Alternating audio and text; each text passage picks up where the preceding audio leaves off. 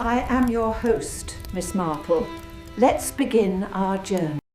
The village of St. Mary Mead was, as Miss Jane Marple often observed, a place where very little happened, and yet where everything happened if one knew where to look.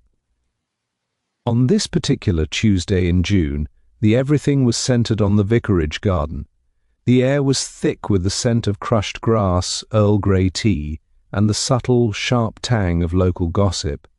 Colonel Melchett, the chief constable, stood stiffly by the bird bath, looking as though he would much rather be facing a firing squad than a plate of cucumber sandwiches. Beside him, Miss Marple sat in a wicker chair, her needles clicking rhythmically as she worked on a pale blue cardigan for a grandniece.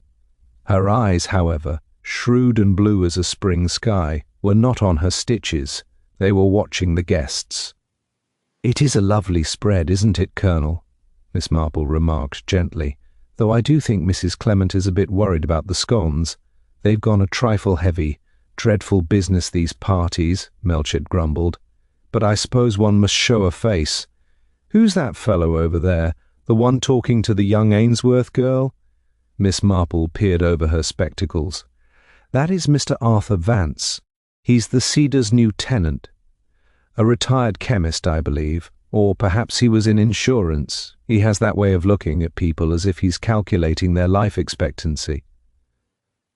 Arthur Vance was a man of 60, with a face like a dried apple and a smile that never quite reached his eyes.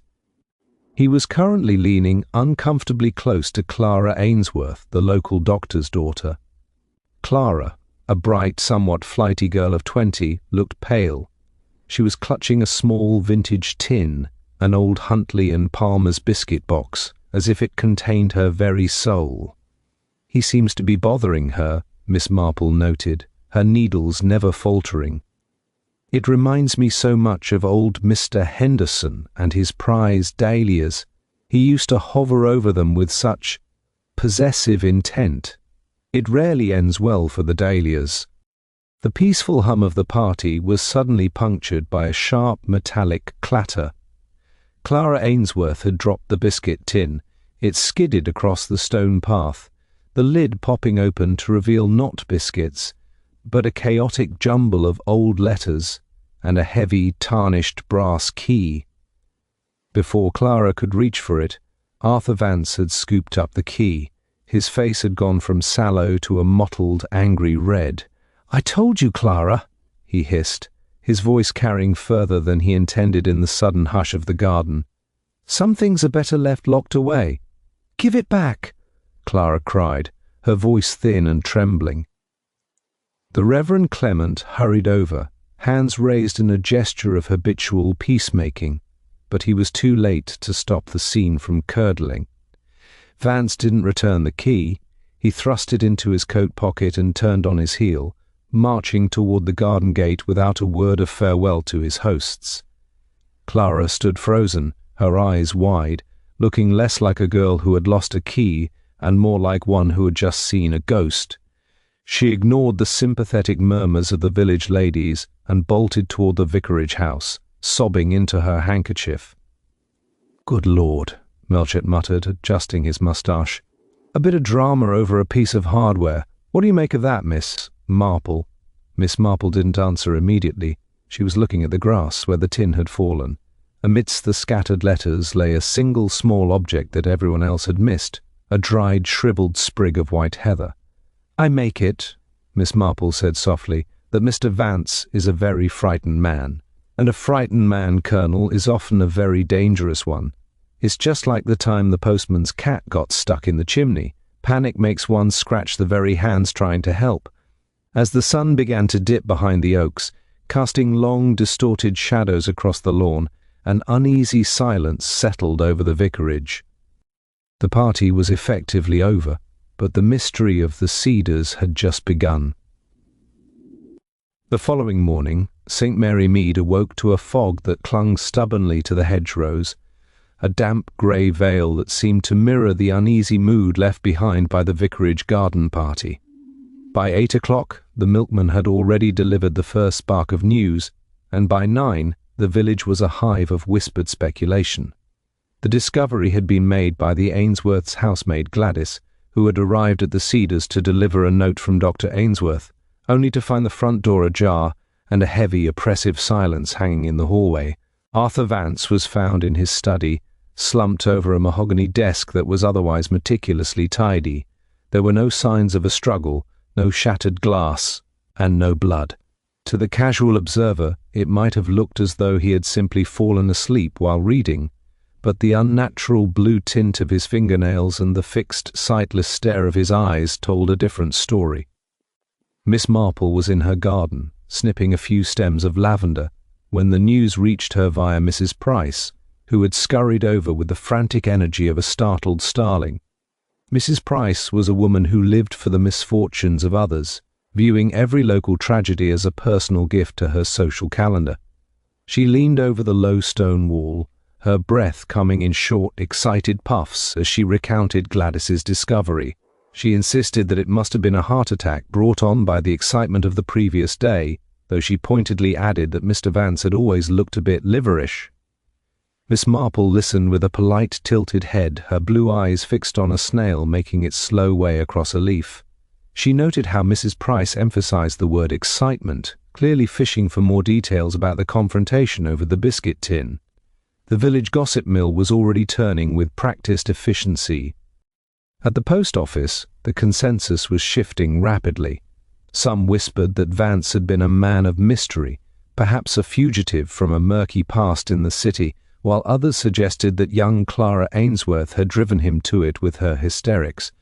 The mention of the brass key and the old letters had grown in the telling. By noon the letters were rumoured to be love notes from a scandalous duchess, and the key was said to belong to a hidden vault filled with stolen jewels. Miss Marple, walking slowly toward the butcher's to collect her weekly chop, overheard Mrs. Hartnell and Miss Weatherby debating the merits of foul play. Mrs. Hartnell was firm in her belief that it was the foreigners or perhaps a disgruntled former employee from Vance's days in the pharmaceutical trade. Miss Weatherby, who preferred the Gothic, suggested a slow-acting poison administered in a cup of tea. Miss Marple found these theories fascinating, not for their accuracy, but for what they revealed about the speakers. She thought of poor Clara Ainsworth, who was reportedly confined to her bed with a nervous headache, and of Dr. Ainsworth, who had been seen looking uncharacteristically grim as he entered the Cedars with Colonel Melchett. The village saw a scandal, Miss Marple saw a pattern. It reminded her of the time the churchwarden's daughter had lost her engagement ring. Everyone suspected the local scoundrel, but Miss Marple had known it was the magpie in the church tower, simply because she understood the nature of shiny things and the creatures drawn to them. As she walked, Miss Marple encountered Colonel Melchett, whose car was parked haphazardly near the village green. He looked harassed, his collar slightly wilted in the humidity. He waved her over, more out of a need to vent his frustration than a desire for her counsel. He confirmed that death was indeed suspicious. There was a faint smell of bitter almonds in the room, a classic sign, but the source of the toxin was nowhere to be found. No glass, no bottle, no trace of how it had been ingested. He mentioned that the study had been locked from the inside, a detail that the village had not yet grasped. Melchett was already leaning toward a theory of suicide, citing Vance's isolated lifestyle and the odd behavior at the garden party as signs of a breaking mind. Miss Marple nodded thoughtfully, her gaze drifting toward the distant chimneys of the Cedars. She didn't mention the white heather she had seen the day before, nor did she comment on the missing brass key. She knew that in a place like St. Mary Mead, the truth was rarely found in the obvious drama of a locked room or a dramatic confrontation. It was found in the small discarded things, the way a man held his tea, the particular shade of a girl's fear, and the contents of a biscuit tin that held no biscuits. The village was reacting to the death of a man they barely knew, but Miss Marple was already looking at the lives of the people who had known him all too well. The following afternoon Miss Marple found herself in the unusual position of being invited into the inner sanctum of the investigation. Colonel Melchett, despite his blustering insistence that police work was no place for elderly ladies, had a secret respect for Miss Marple's uncanny knack for seeing the obvious. He had permitted her to sit quietly in the corner of the morning room at the Cedars while he and Inspector Slack examined the belongings found in Arthur Vance's pockets. The room smelled of floor wax and stale tobacco, a bachelor's environment that felt cold despite the summer heat. Miss Marple sat with her knitting, her needles creating a soft domestic rhythm that seemed to fade into the background, making her almost invisible to the men as they worked. Inspector Slack was a man of great energy and very little imagination. He was currently obsessing over a small bottle of digestive salts found on the mantelpiece, convinced it was the delivery mechanism for the poison. He paced the room, barking orders at a subordinate, while Melchett stood by the desk, looking at the empty space where the biscuit tin should have been. The tin itself had been recovered from Clara Ainsworth's bedroom earlier that morning, but it was now empty. The letters and the brass key were gone. Miss Marple watched the inspector's frantic movements and thought of young Tommy Bond, who used to hunt for bird eggs by shaking every bush in the parish. He usually ended up with nothing but scratched hands, while those who sat still and watched the parent birds often found the nest. "It's a puzzle, Melchett," the inspector snapped, tapping his notebook. "The girl claims she burned the letters in a fit of panic, says they were private family matters that had nothing to do with Vance. As for the key, she swears she hasn't seen it since Vance snatched it from her at the garden party. But the man's pockets are empty, no key, no letters, and the door was bolted from the inside. If he took the key, where is it? If he didn't, how did the killer get out?"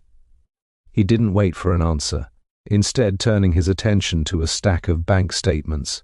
Miss Marple cleared her throat softly, a sound so delicate it barely registered. "Excuse me, Colonel," she murmured, "but I couldn't help noticing the wastepaper basket. It's quite empty, isn't it? Such a tidy man, Mr. Vance. And yet, if one is a retired chemist, one usually has a great many pamphlets and circulars. Even in St. Mary Mead the post is quite relentless with advertisements for tonic wines and newfangled fertilizers." Melchett eyed the basket and then Slack. It was indeed empty, scrubbed clean. It was a minor point, but in a room where a man had died, the absence of ordinary trash felt like a deliberate erasure. Miss Marple knew that when a person tidies up so thoroughly, they are often hiding a specific piece of paper, not just maintaining order. Miss Marple's mind drifted back to the village. Earlier that morning, she had taken a short walk past the chemist's shop and observed Mr. Merlo, the pharmacist, through the window. He had been polishing his counter with an intensity that suggested a very troubled mind. Mr. Merlo was a man who prided himself on his precision, yet he had forgotten to put out the open sign until nearly 10 o'clock. It was a small deviation from routine, much like the empty wastepaper basket. People in the village were like clocks. Once you knew their gears, you noticed even the slightest loss of a second. She wondered if Mr. Merlo's agitation had anything to do with the chemist background Arthur Vance had claimed for himself. As the police continued to debate the mechanics of the locked room, Miss Marple let her gaze wander to the window. Outside, the gardener was clipping the box hedges. He was a slow, methodical man named Giles who had worked at the Cedars for 3 different tenants. He moved with a heavy limp, the result of an old injury that everyone in the village knew about. Miss Marple watched him for a moment, then turned her attention back to her knitting. She was thinking about the white heather again. White heather was for luck, or so the Scots said, but in the language of flowers used by the older generation, it could also mean a wish for protection. Why would a man like Vance, who seemed so self-contained and abrasive, be carrying a sprig of white heather in a tin of old letters? "You're very quiet, Jane," Melchett said, interrupting her thoughts. "Don't tell me you've found the solution already?" He chuckled, though there was a hint of genuine curiosity in his eyes. "Oh no, Colonel," Miss Marple replied, her eyes wide and innocent. "I was just thinking about poor Mrs. Randall's cat. It used to hide in the most extraordinary places when it didn't want to be found. Once, it stayed inside the grandfather clock for 2 whole days. We all looked elsewhere, of course. We looked in the garden, the cellar, and the attic. It's funny how we always look for things where we think they should be, rather than where they actually are. She stood up, folding her knitting neatly. I think I shall go and see if I can be of any help to Mrs. Ainsworth. Clara must be a very distressed poor child. It's so difficult when one's past catches up with one's present. As she left the room, Miss Marple noticed a small dark smudge on the edge of the heavy velvet curtains near the desk. It was a tiny smear of oil, the kind used for lubricating fine machinery or perhaps a very old, very stubborn lock.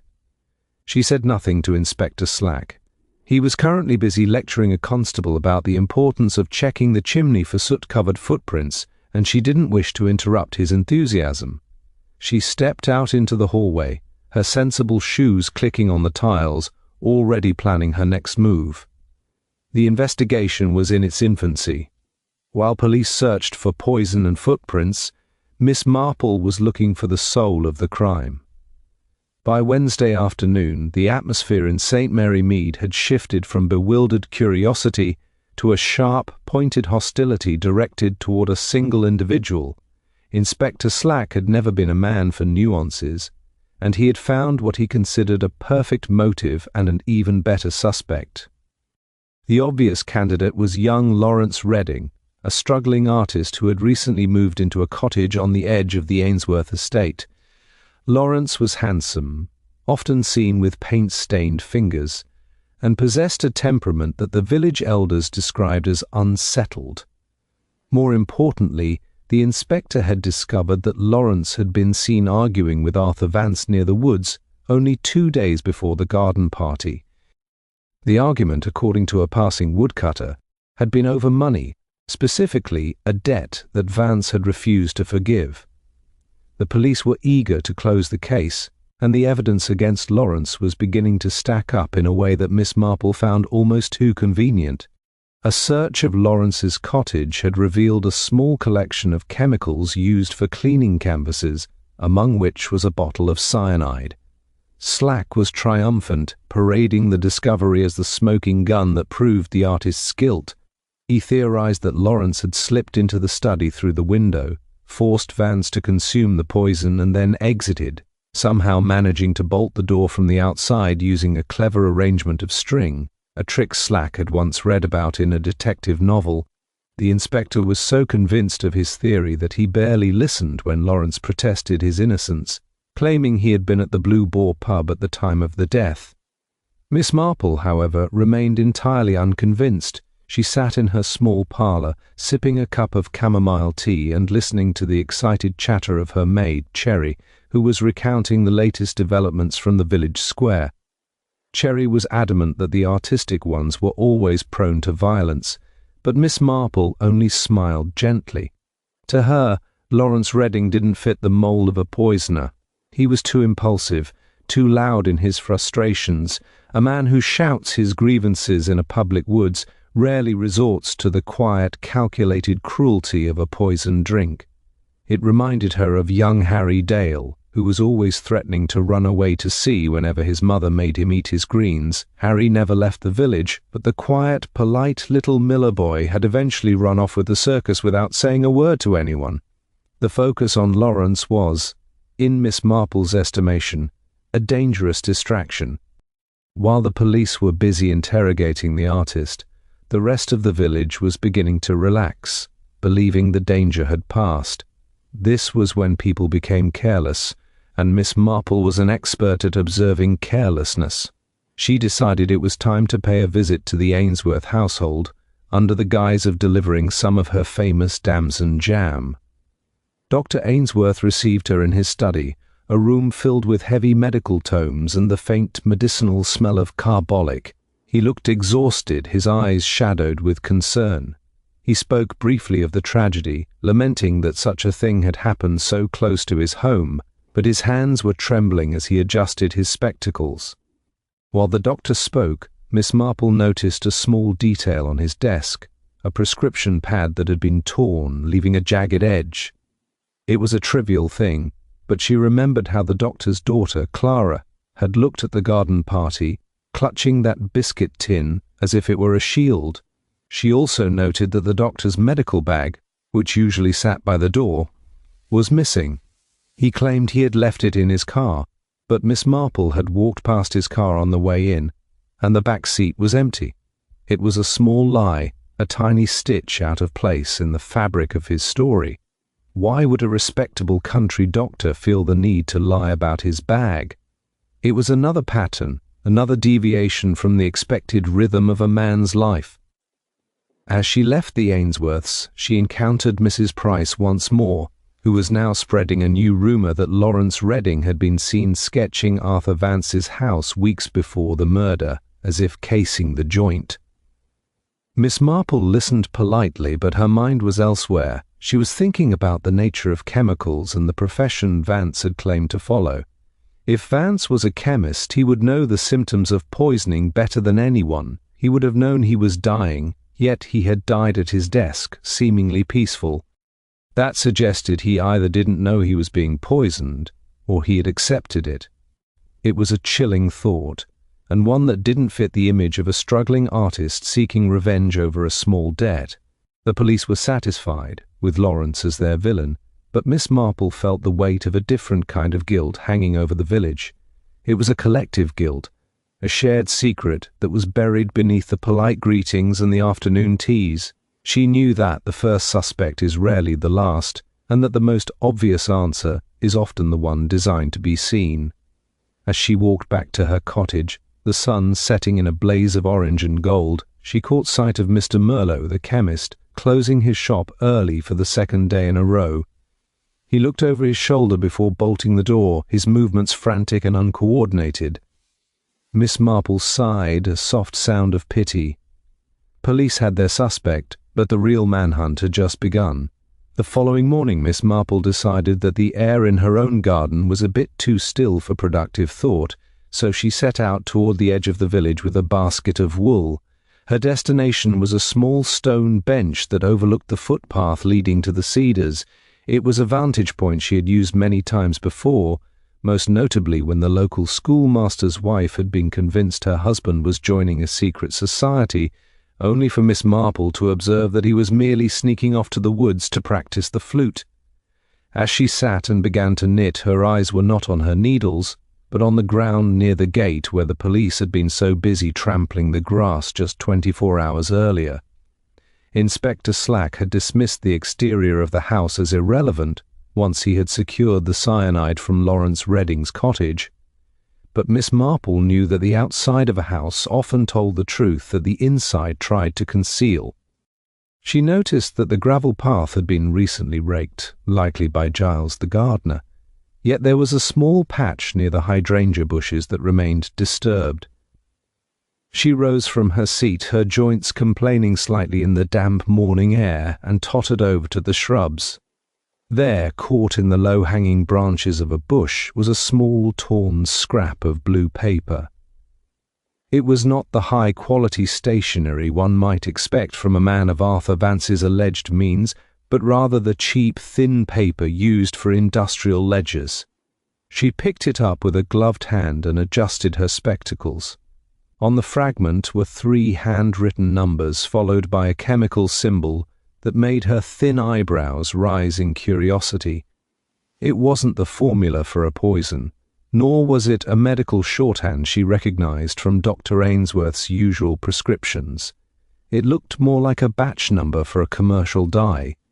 This small, seemingly unimportant detail immediately brought to mind the late Mr. Gottlieb, a man who had lived in St. Mary Mead 40 years prior. Mr. Gottlieb had been a dyer of fine silks who eventually gone bankrupt because he couldn't stop experimenting with dangerous fixatives. He had been a man of great precision and even greater secrets, much like the late Mr. Vance. While she stood by the hydrangea, Giles the gardener appeared around the corner of the shed, clutching a pair of rusty shears. He stopped dead when he saw her, his weathered face tightening into a mask of suspicion. Miss Marple offered him a bright, vacant smile, the kind she reserved for people she suspected of hiding something. She remarked on the beauty of his blooms and then, almost as an afterthought, asked if he had seen many visitors at the back door in the weeks leading up to the tragedy. Giles grunted, muttering that he didn't get paid to watch the door. But his eyes darted toward the study window. The very window Inspector Slack insisted had been used by Lawrence Redding. "It is a shame about the young man," Miss Marple said softly, watching the gardener's reaction. "Mr. Redding, I mean, to be accused of such a terrible thing simply because he has a temper. It reminds me so much of the draper's assistant in Nether Addington. Everyone thought he had stolen the till because he had red hair and a loud voice, but it turned out to be the quiet little bookkeeper who hadn't spoken a cross word in 20 years. Giles didn't answer, but his knuckles whitened around the handles of his shears.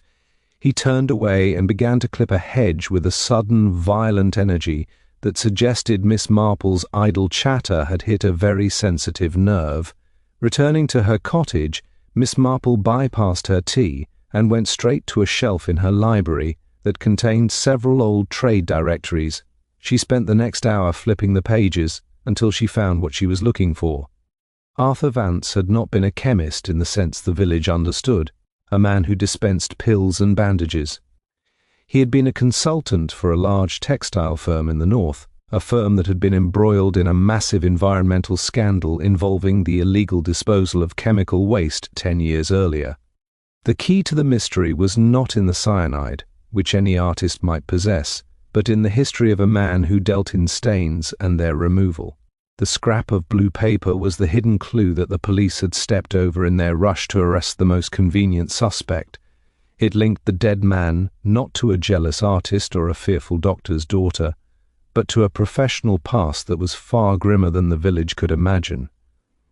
Miss Marple realized that the biscuit tin had likely never contained love letters at all, but rather the evidence of a decade-old crime that Vance had been using as leverage. The brass key didn't fit a jewel box. It likely fit a locker or a filing cabinet in a warehouse far from St. Mary Mead. She sat back, her knitting forgotten in her lap. The picture was beginning to form, and it was far darker than a simple matter of a debt or a youthful indiscretion. The following morning, Miss Marple decided that a visit to the chemist's shop was essential for her growing understanding of the case.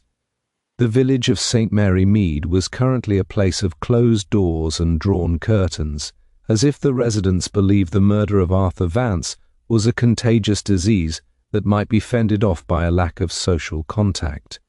When she entered the shop, the bell gave a sharp, lonely chime that seemed to make Mr. Merlot jump nearly out of his skin.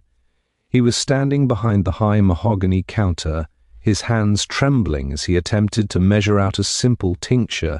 The precision for which he was known had entirely vanished, replaced by a frantic, sweating anxiety that he could not hide from Miss Marple's keen eyes. "Good morning, Mr. Merlot," she said brightly, placing her handbag on the counter. "I find I am quite out of those peppermint lozenges I find so soothing for a tickle in the throat. It has been such a damp week, has it not? So much dampness and so many secrets coming to the surface, just like the dry rot in the vestry." Merlot didn't look up, his eyes fixed on the glass vial in his hand. He mumbled something about the weather, his voice sounding thin and brittle. Miss Marple watched him closely, noting the way his gaze flickered toward the back room where he kept the more specialized chemicals. She knew that Merlot had once worked in the same industrial city where Arthur Vance had made his career, a fact the police had overlooked in their haste to blame the artist. She leaned a little closer, her voice dropping to a confidential whisper. "It is such a pity about the investigation, is it not? I hear they are looking into the industrial records from up north. Something about a textile scandal. It reminds me so much of the situation with old Mr. Gabbins. He thought he could bury his past by moving to the country and selling cough syrup. But the past has such a way of walking right through the front door when one least expects it." Merlot dropped the vial. It didn't shatter, but the liquid spilled across the counter in a dark spreading stain. He stared at it for a long moment, his face turning a sickly shade of grey. He didn't reach for a cloth, he simply stood there, his breath coming in shallow gasps. "Vance was a blackguard," Merlot hissed suddenly, his voice thick with a resentment that had clearly been festering for years. He thought he could come here and play the gentleman while the rest of us were left to carry the weight of what happened at the mills. He had the papers, Miss Marple. He had the names and the signatures that would have ruined a dozen families. It was a confession of motive, if not of the act itself. Merlot's eyes were wild now, the eyes of a man who had been pushed to the very edge of his endurance.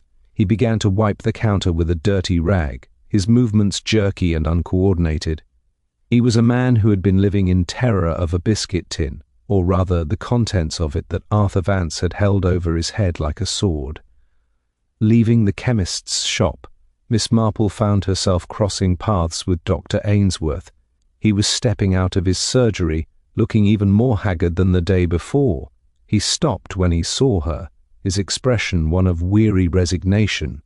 Miss Marple didn't wait for him to speak. She mentioned that she had seen Clara walking near the woods earlier that morning, looking quite distraught. The doctor's face crumpled for a brief second before he regained his professional composure. He admitted that Clara had been involved with Vance in a way he had not initially understood. It wasn't a romance, as the gossip suggested, but a desperate attempt to recover a set of documents that Vance had stolen from the doctor's own private files. Documents that detailed a medical error from decades ago. "Everyone has something they wish to keep hidden, Jane," the doctor said softly, his voice heavy with the weight of his own secrets. Vance knew that. He fed on it. He was a collector of human frailty. Miss Marple nodded, feeling a profound sense of sadness for the man. It was exactly as she had suspected. The village was not a collection of murderers, but a collection of victims who had been squeezed by a master extortionist. The biscuit tin clue was not a piece of evidence for a single crime, but a ledger of many.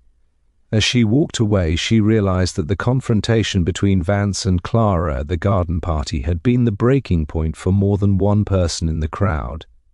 The secrets were now out in the open, at least within the small circle of Miss Marple's understanding. She saw the web of resentment that Vance had woven around himself, a web that had eventually strangled him, but the question of the locked room remained. If so many people had a motive to kill him, which one had been clever enough to do it in a way that defied the logic of Inspector Slack? She thought of the oil smudge on the curtain and the scrap of blue paper. The answer was there, hidden in the mundane details of village life, waiting for the right moment to be revealed. She turned her steps toward the vicarage, knowing that the next stage of the mystery was about to unfold with another unexpected twist. The following afternoon, the fragile sense of order that Inspector Slack had attempted to impose on the case was shattered by a discovery that no one in St. Mary Mead had anticipated. It began when a group of local boys, playing near the abandoned quarry on the far side of the woods, found a discarded leather bag snagged in a thicket of gorse. Inside was not the missing brass key or the stolen letters, but something far more chilling, a second Huntley Palmer biscuit tin, identical to the first, but containing a collection of high-quality glass slides and a small handheld projector of the type used by laboratory researchers. This revelation shifted the focus of the investigation away from the villagers' private scandals and towards something much larger and more clinical. When the news reached Miss Marple, she was sitting in her sunroom, carefully mending a lace doily. Colonel Melchett had come to her himself, his face a mask of confusion. He explained that the slides appeared to be detailed microphotographs of water samples and soil analysis, all dated from the period when Arthur Vance had been a consultant in the north. This second tin suggested that Vance had not only been blackmailing individuals for their personal failings, but was also holding on to corporate evidence that could bankrupt a major chemical conglomerate. The twist was that the bag also contained a pair of heavy rubber gloves and a small, empty vial that smelled faintly of the same bitter almonds that had been found in Vance's study. The immediate assumption by Inspector Slack was that Lawrence Redding had tried to dispose of the murder weapon and the motive in one clumsy gesture. However, Miss Marple pointed out a detail that the inspector had once again overlooked. The bag had been found in a location that was almost impossible to reach for someone with Lawrence's athletic build and long stride. The gorse was thick and the ground was treacherous with loose scree. It was a place where someone with a very specific kind of local knowledge, or perhaps someone who moved very slowly and deliberately, would think to hide something. It reminded her of old Mr. Tilling, who used to hide his whiskey bottles in the middle of a stinging nettle patch because he knew the village children were too sensible to go looking there. As she discussed this with the Colonel, a second twist emerged. A telegram arrived from town police revealing that Arthur Vance was not actually Arthur Vance. The real Arthur Vance had died in an industrial accident 3 years prior. The man in the Cedars was an imposter, a former lab assistant named Samuel Pye, who had stolen Vance's identity and his research files to start a new life of quiet extortion in the countryside. This revelation sent the village gossip mill into a frenzy. If the victim was a fraud, then every interaction he had with the villagers was based on a lie. The motives that had seemed so clear, Mr. Merlot's fear and Dr. Ainsworth's shame, were now tied to a man who had no legal right to the secrets he held. Miss Marple sat quietly as Melchett paced her small room. She was thinking about the nature of deception. Samuel Pye had played the part of a gentleman chemist with such conviction that even the most suspicious gossips had accepted him. But an impostor must always be on his guard. He must be more meticulous than the man he is imitating. This brought her back to the empty wastepaper basket and the oil smudge on the curtain. If Pye was so careful, why had he allowed himself to be poisoned in a locked room? The answer, she realized, was that the killer was someone he didn't just fear, but someone he trusted, or someone he considered too insignificant to be a threat. The discovery of the second tin had reinforced the true killer's deception by providing a convenient trail of breadcrumbs for the police to follow. By placing the bag near the quarry, the murderer had steered the investigation toward a narrative of corporate espionage and desperate disposal. But Miss Marple knew that in a place like St. Mary Mead, the most complex crimes were often driven by the simplest of human emotions, the desire for security and the fear of being cast out. She thought of the way the gardener, Giles, had looked at her, and the way Mr. Merlot had dropped the vial. The other twist wasn't just the identity of the victim, but the realization that someone in the village had been playing a much deeper game than even the blackmailer himself. As the evening shadows lengthened, Miss Marple realized that the killer had made one fatal mistake. In trying to make the crime look like the work of an outsider or a panicked amateur, they had ignored the one thing that remained constant in a village, the power of habit. People do not change their nature simply because a murder has occurred. They continue to prune their hedges, polish their counters, and watch their neighbors, and it was in those habits that the truth awaited. She stood up, her knitting finished, and decided that it was time to pay one final, purposeful visit to the Cedars. The stage was set for a final test, and Miss Marple was ready to play her part. The following morning, Miss Marple requested a final opportunity to visit the study at the Cedars, claiming she had mislaid a specific knitting pattern during her previous visit. Colonel Melchett, preoccupied with the legal complexities of Samuel Pye's stolen identity, granted her access with a distracted wave of his hand. He was too busy coordinating with city officials to notice that Miss Marple had not arrived alone. She had asked Giles, the gardener, to help her move a heavy armchair so she might look behind it for her missing papers. The room remained as it had been on the day of the discovery, though the air had grown even more stale, smelling of cold ash and the lingering scent of floor wax. Giles stood in the center of the room, his cap gripped tightly in his calloused hands. He looked profoundly uncomfortable, his eyes darting toward the desk where his employer had died. Miss Marple did not immediately seek her motive. Instead, she began to move about the room with a sudden, surprising lightness, touching the heavy velvet curtains and peering at the edges of the floorboards. She began to talk, her voice a gentle, rambling stream of consciousness that seemed aimed at no one in particular. She spoke of the old days in the village, of the way things were before the war, and of the peculiar habits of the various tenants who had occupied the house over the years. "It's such a curious thing about locks, don't you think, Giles?" she asked, stopping by the window. "We feel so safe when the bolt is shot, yet we never stop to think that a lock is only as strong as the person who holds the key. I remember the old Mr. Thompson at the hardware shop. He used to say that any door can be opened if you understand the mechanism and have a bit of oil and a steady hand." She paused, her finger tracing the small dark smudge on the curtain that she had noticed days before. She saw Giles flinch, a microscopic movement of his shoulders that confirmed he was listening with every fibre of his being. He remained silent, a wall of rural stoicism. Miss Marple then did something entirely unexpected. She reached into her knitting bag and produced the brass key that Arthur Vance, or Samuel Pye, had snatched from Clara Ainsworth at the garden party. She did not explain how she had come to possess it, nor did she mention that she had found it tucked into the lining of the doctor's medical bag during her earlier visit. She simply held it to the light. "Such a heavy thing," she mused. "But it doesn't fit the desk, and it doesn't fit the front door. It fits the old storage locker in the potting shed, doesn't it? The one you've kept locked for years, even when the house was empty." The gardener's face remained a mask, but his breathing had become audible in the quiet room, a heavy, laboured sound. Miss Marple continued her psychological game, her tone becoming increasingly sharp despite her pleasant expression.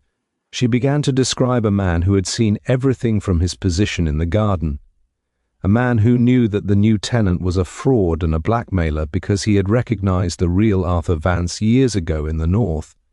She described how this man had watched Pye torment the villagers, squeezing money from the chemist and hope from the doctor's daughter. She spoke of the white heather, the symbol of protection, and how it had been a silent plea from someone who knew they were in danger. "You weren't protecting him, were you, Giles?" she said, her blue eyes suddenly as hard as flint. "You were waiting. You knew he kept his evidence in that locker, and you knew that as long as he lived, you were just another tool in his garden. But then he became greedy. He started threatening the people you actually cared about, the families who have lived here for generations, people like the Ainsworths." She saw the man's hands begin to shake. She was playing on his deep-seated loyalty to the old village and his resentment of the interloper who had brought such darkness to St. Mary Mead. It was a gamble, based entirely on her observation of his protective nature toward the local gentry. Then came the final test. Miss Marple pulled a small blue ledger from her bag, the one she had recovered from the storage locker earlier that morning while Giles was busy at the front of the house. She laid it on the desk right where Pye's head had rested. "The police will find the traces of the oil on the curtains, and they will find the matching vial in your shed, hidden beneath the potting soil. But if you tell the truth, now perhaps we can understand why a man who loves his garden so much would choose to plant such a bitter seed." She watched him intently, waiting for the crack in the stone. Giles stared at the ledger, his face contorting with a mixture of rage and profound exhaustion. The silence in the room stretched until it became unbearable. Finally, he slumped into the very chair he had helped Miss Marple move. "He was a parasite," Giles whispered, his voice cracking. "He didn't belong here. I did what had to be done to stop the rot." The admission was quiet, but in the stillness of the study it sounded like a thunderclap. Miss Marple sighed, a sound of heavy regret. She had won her game, but the victory felt as cold as the room itself. The following evening, the drawing-room of the vicarage served as the stage for the final act of a drama that had gripped St. Mary Mead for nearly a week. Colonel Melchett and Inspector Slack stood by the fireplace, both looking decidedly uncomfortable as Miss Marple poured tea with a steady, delicate hand. Dr. Ainsworth sat in the corner, his head bowed, while Clara stood near the window looking out at the twilight. The atmosphere was one of heavy anticipation, the silence broken only by the rhythmic ticking of the grandfather clock. Miss Marple set her teacup down and began to speak in her gentle conversational tone, as if she were explaining a particularly difficult stitch in her knitting rather than the mechanics of a cold-blooded murder. "It was always a matter of the wrong person being in the right place," Miss Marple began, her eyes sweeping over the assembled group.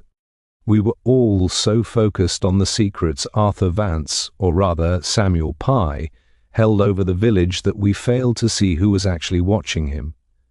Police were looking for an outsider, an artist with a temper, or a man with a murky past, but the answer lay with someone who was as much a part of the landscape as the trees themselves. It was Giles, the gardener. He was the only person who had the access, the knowledge, and the invisibility required to kill a man in a locked room." Inspector Slack scoffed, crossing his arms. "The door was bolted from the inside, Miss Marple. We checked the window, the chimney, and the floorboards. Unless the man can turn into a ghost, he couldn't have left that study after the poison was administered." Miss Marple smiled sadly. "He didn't need to leave the room, Inspector, because he was never truly inside it when the death occurred. You see, the oil smudge on the curtain was the first real clue. Giles is a man of habit and excellent mechanical skill. He didn't use a string trick from a novel. He used a long, slender piece of heavy-gauge wire passed through the small gap in the window casing, a gap he had deliberately enlarged while repairing the frame the week before." She explained how Giles had waited until Pye was settled at his desk for his nightly glass of tonic. Giles had already substituted the tonic with a concentrated solution of cyanide, which he had refined from the laurel leaves he spent so much time pruning.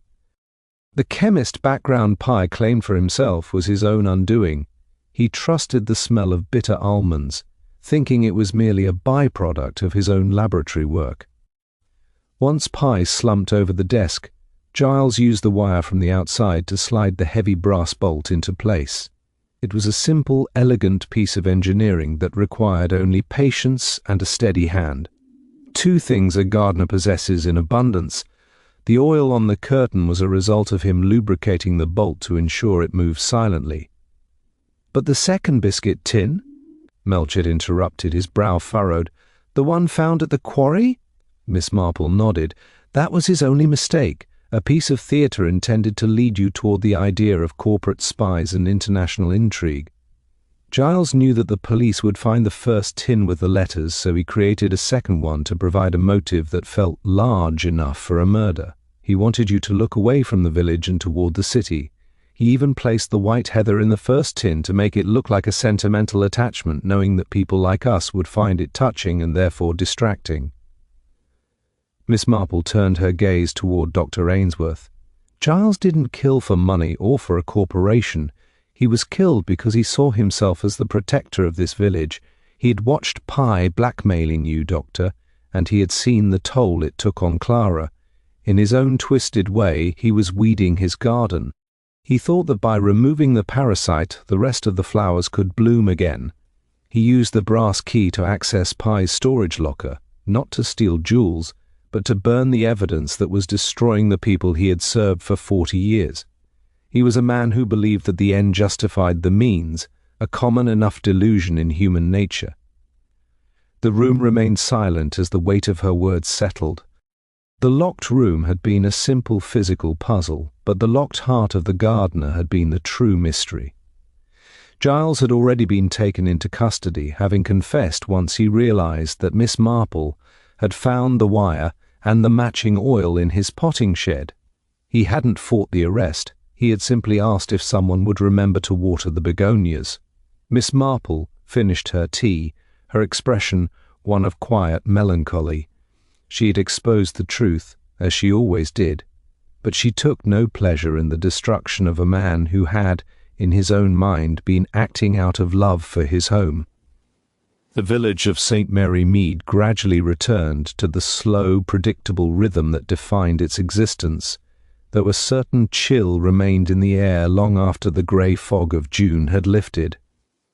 To the casual passer-by, the stone cottages and neatly trimmed hedges looked exactly as they had before the tragedy at the Cedars, but the residents moved with a new guarded carefulness. The news of the gardener's confession had sent a tremor through the social foundations of the town. It was one thing to be murdered by a mysterious stranger or a passionate artist, but it was quite another to realize that the man who had tended your roses for decades had been capable of such cold, mechanical precision in the art of killing. Trust, once broken in a small community, does not mend as easily as a garden fence. It leaves a scar that the villagers found themselves tracing in their quietest moments. Dr. Ainsworth and Clara remained in the village, though they were rarely seen at social gatherings. The destruction of the blackmail material had given them a second chance, yet the price of that freedom was the knowledge of the blood spilled to secure it. Miss Marple observed them from her garden one afternoon as they walked toward the church. They looked older, their shoulders slightly stooped, as if they were carrying a weight that only they could feel. It was a tragedy of another sort, she mused. The rot that Giles had sought to remove had been replaced by a lingering sense of debt that could never be repaid. The doctor's practice continued, and Clara eventually returned to her charity work, but the light-hearted flightiness that had once defined her was gone, replaced by a sombre, watchful maturity. At the chemist's shop, Mr. Merlot had become even more meticulous, as if by perfecting his tinctures he could somehow wash away the stain of his own past associations with the man who had called himself Arthur Vance. He no longer jumped when the bell chimed, but he rarely looked his customers in the eye. The village gossip mill, usually so robust, had turned its attention to safer topics, such as the upcoming flower show or the vicar's new cat. The mention of the Cedars was avoided by common consent, as if the house itself had become a monument to a collective failure of character. It stood empty now, the windows staring out like sightless eyes, waiting for a new tenant who knew nothing of the brass key or the biscuit tin that had nearly unmade the town.